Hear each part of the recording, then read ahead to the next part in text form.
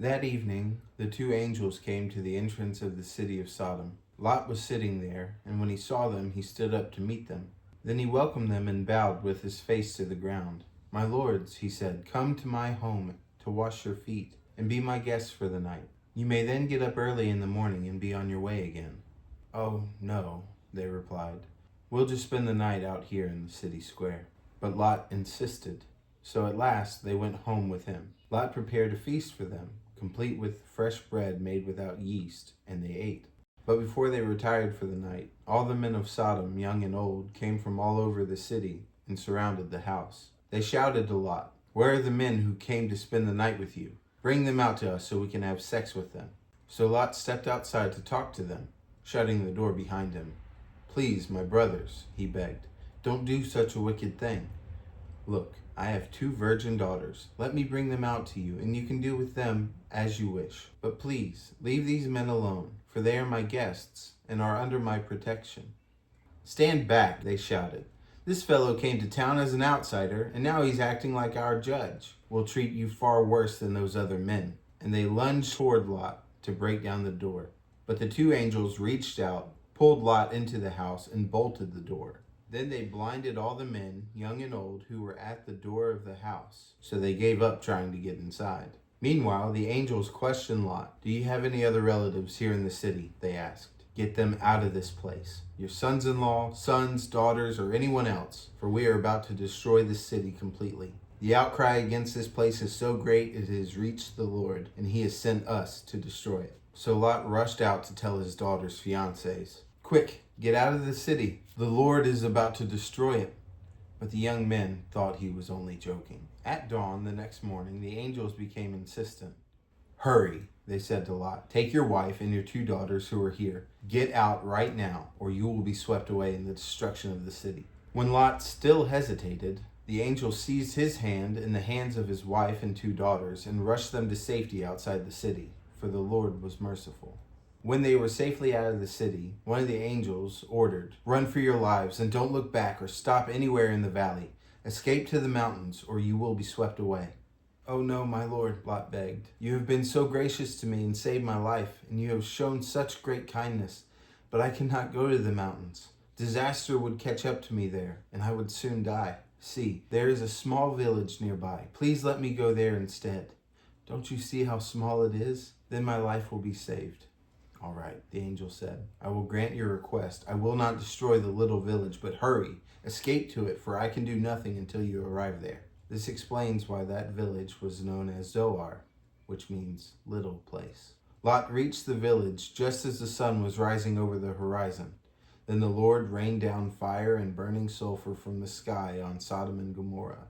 He utterly destroyed them, along with the other cities and villages of the plain, wiping out all the people and every bit of vegetation. But Lot's wife looked back as she was following behind him, and she turned into a pillar of salt. Abraham got up early that morning and hurried out to the place where he had stood in the Lord's presence. He looked out across the plain toward Sodom and Gomorrah and watched as columns of smoke rose from the cities like smoke from a furnace. But God had listened to Abraham's request and kept Lot safe, removing him from the disaster that engulfed the cities on the plain. Afterward, Lot left Zoar because he was afraid of the people there. He went to live in a cave in the mountains with his 2 daughters. One day the older daughter said to her sister, "There are no men left anywhere in this entire area, so we can't get married like everyone else, and our father will soon be too old to have children. Come, let's get him drunk with wine, and then we will have sex with him. That way we will preserve our family line through our father." So that night they got him drunk with wine, and the older daughter went in and had intercourse with her father. He was unaware of her lying down or getting up again. The next morning the older daughter said to her younger sister, "I had sex with our father last night. Let's get him drunk with wine again tonight, and you go in and have sex with him. That way we will preserve our family line through our father." So that night they got him drunk with wine again, and the younger daughter went in and had intercourse with him. As before, he was unaware of her lying down or getting up again. As a result, both of Lot's daughters became pregnant by their own father. When the older daughter gave birth to a son, When the younger daughter gave birth to a son, became the she named him ancestor of the Ben nation now known He as became the the ancestor Moabites. of the nation now known as the Ammonites.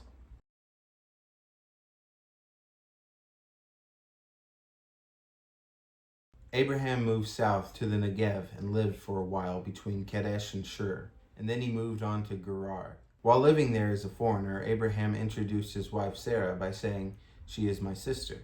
So King Abimelech of Gerar sent for Sarah and had her brought to him at his palace. But that night God came to Abimelech in a dream and told him, "You are a dead man, for that woman you have taken is already married." But Abimelech had not slept with her yet, so he said, "Lord, will you destroy an innocent nation? Didn't Abraham tell me she is my sister?" And she herself said, "Yes, he is my brother. I acted in complete innocence. My hands are clean."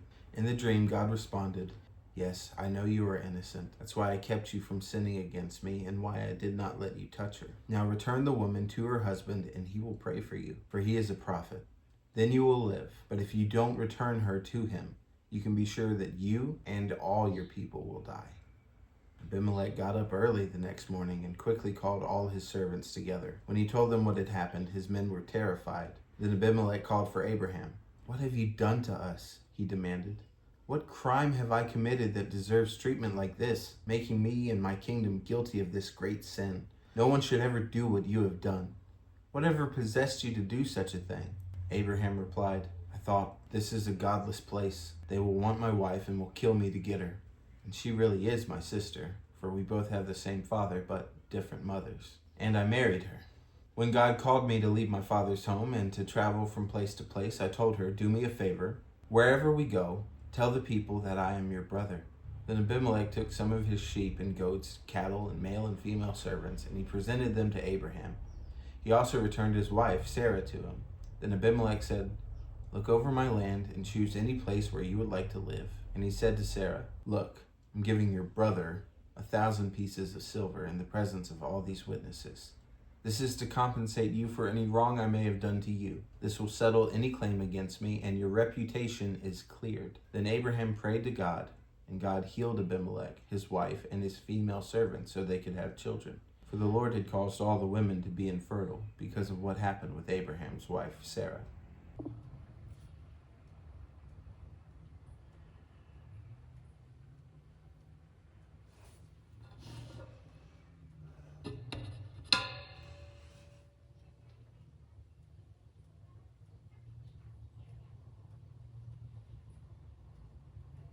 Anyone who listens to my teaching and follows it is wise, like a person who builds a house on solid rock.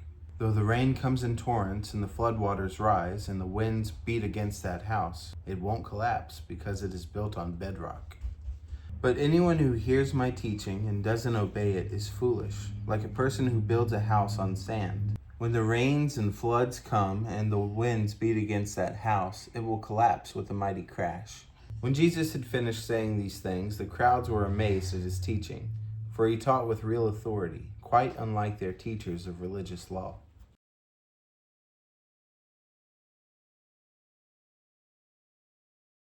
Large crowds followed Jesus as he came down the mountainside. Suddenly, a man with leprosy approached him and knelt before him. "Lord," the man said, "if you are willing, you can heal me and make me clean." Jesus reached out and touched him. "I am willing," he said, "be healed." And instantly the leprosy disappeared. Then Jesus said to him, "Don't tell anyone about this.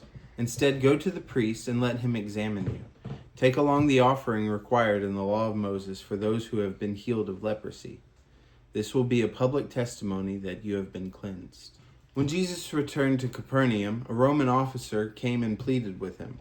"Lord, my young servant lies in bed, paralyzed and in terrible pain." Jesus said, "I will come and heal him."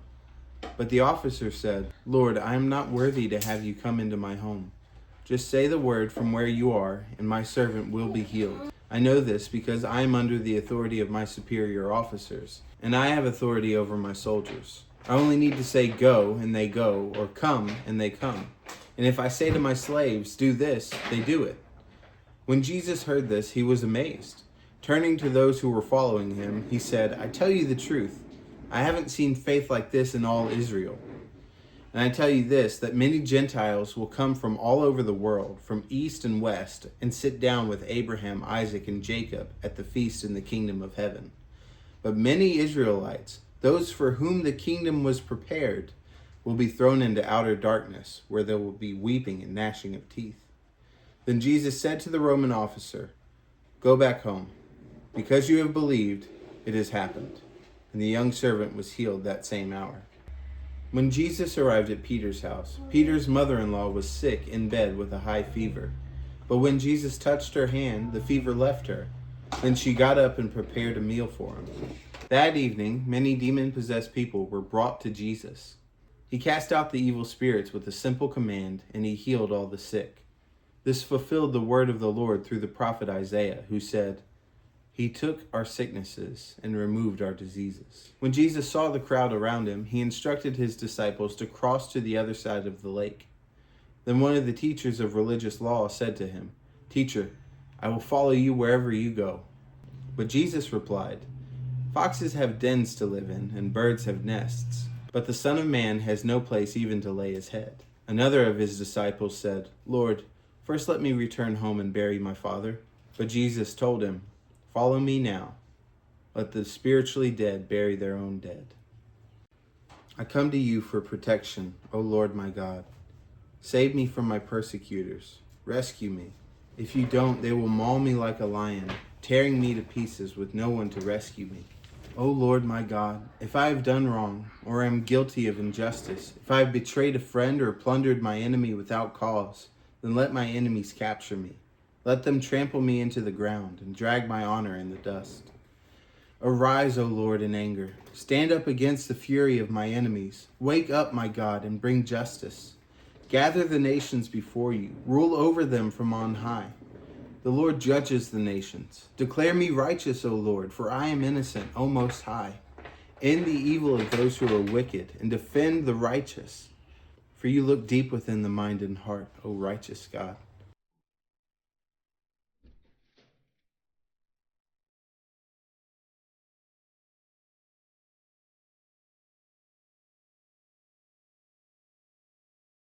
But anyone who hears my teaching and doesn't obey it. Daddy! Yeah?